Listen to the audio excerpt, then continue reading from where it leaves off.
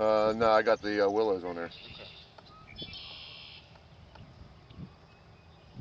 Caught that fish off of the wall because it comes in at an angle here. Yeah, I felt it hit the wall, and then a second later he hit it. Yeah, that's the wall. I actually moved out a little too far. See, it's hard when you can't see it. Right now, if I was in a tournament, I would go in, and once I hit it, I would drop a marker buoy so you could just follow them back because it goes at like an angle in here to the shore.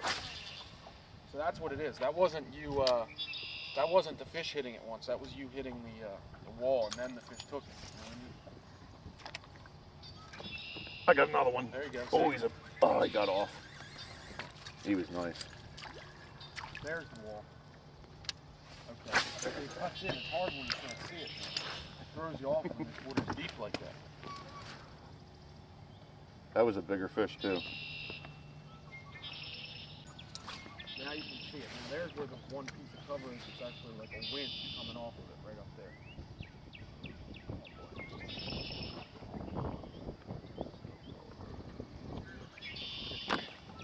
Oh, trim that motor up. You just hit it.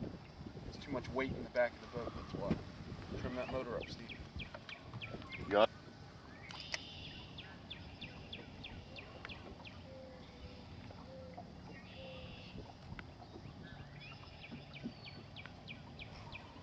Now, if he gets a couple more and I don't get anything from the front of the boat cast in there, I'm going to change to a tandem. And maybe the willow leaf blade is the shape of the shad in this clearer water. It's a little clearer in here than in other parts of the river. A lot of stuff like that can really matter in the river because there's so many different types of bait fish. Mm-hmm. But they'll key on a certain size bait fish where if your bait doesn't look identical to it, you know, they won't hit it. Especially if you get in some clearer water. Now, when it's muddy, that doesn't quite matter.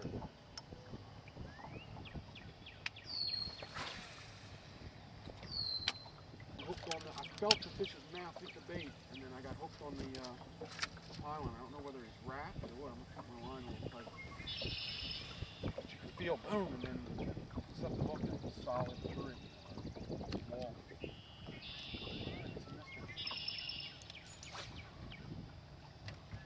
Feel the fish, definitely fish. Actually, this is a willow and a small Colorado in front. That's what I was supposed to. I was surprised when you said it was just a double willow, because generally that's a later in the year boat. Yeah, that's what I had on when we fished Red Mill, though. I had the double willow on. Well, those fish are, it's a little different there.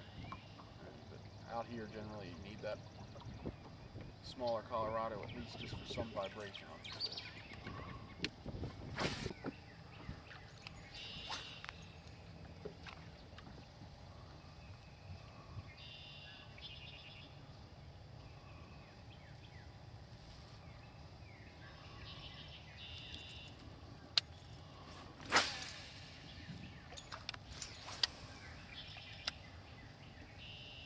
Boy, sure is a lot of wood down there.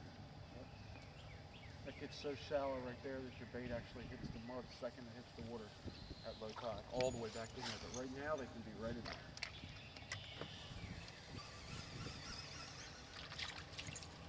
Pumping the shit out of that wall, boy. Forgot to record.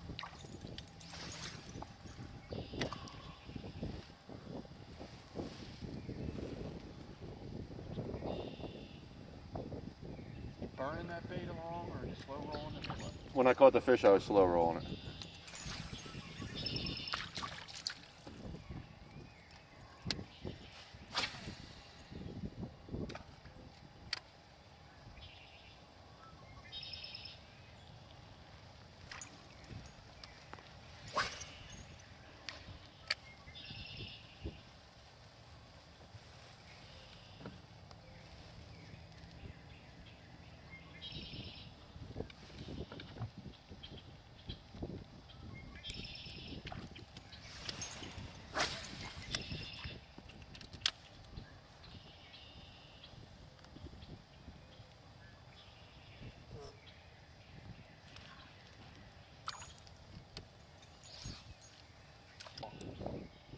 See, Monday Night Football is going to ESPN. Yeah, after this year. Boy, people are furious. No, this year, isn't it? 2006.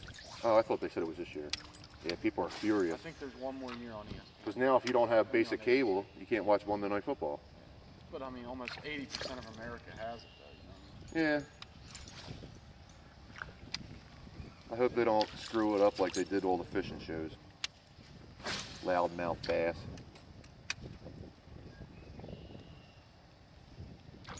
I actually like that tree. Don't, you know what I mean? Don't cast right through the end of it because that's where the actual fish is laying. You want to cast beyond it.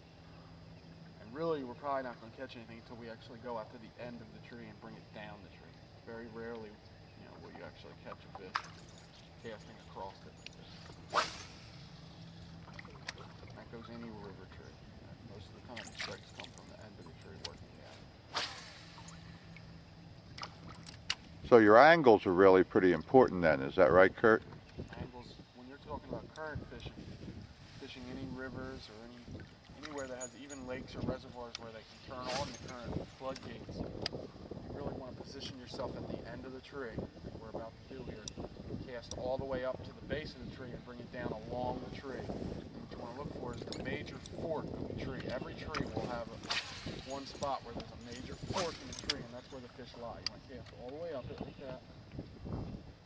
Bring it down along the entire tree, and then right about, I'd say right about there should be a fork, and most of the time that's where the fish will strike.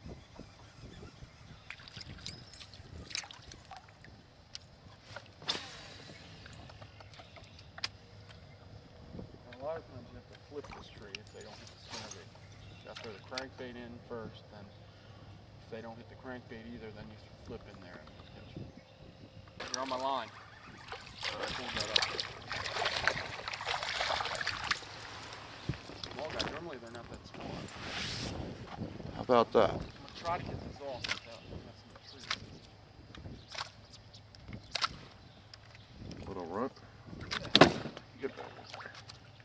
I see my darn bait flashing. They do hit hard though. There ought to be some fish in the Hall Creek too. All that wood.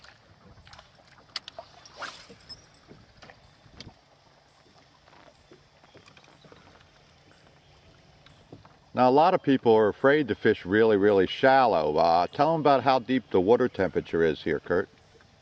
How deep the water? I mean how deep the water is and what the temperature is. Well, the rule in the bay and any amongst tournament fishermen that fish all these northeast rivers like the Potomac, the James River, the Upper Chesapeake Bay, is if you're not digging mud with your trolling motor, which you can see right there in the water that we're doing, you're not fishing shallow enough. So, and that's actually where the boat's positioned. We're actually casting in further into the shore, so you can imagine if it's shallow enough out where the boat is. If you're digging the bottom, how shallow is it where these fish are? Some of these fish are in 6 inches of water or less. But they're near wood, which is, yeah, a crucial piece to that.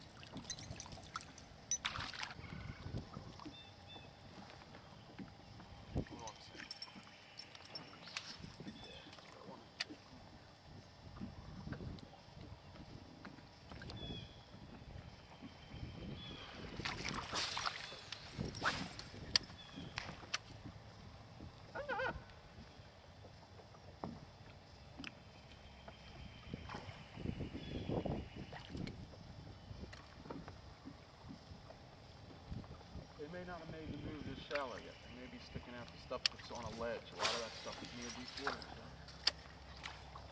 So. Same way they've lived for years. Always the same, they'll never change. There we go. On the side of that. Jump on it. Do your part.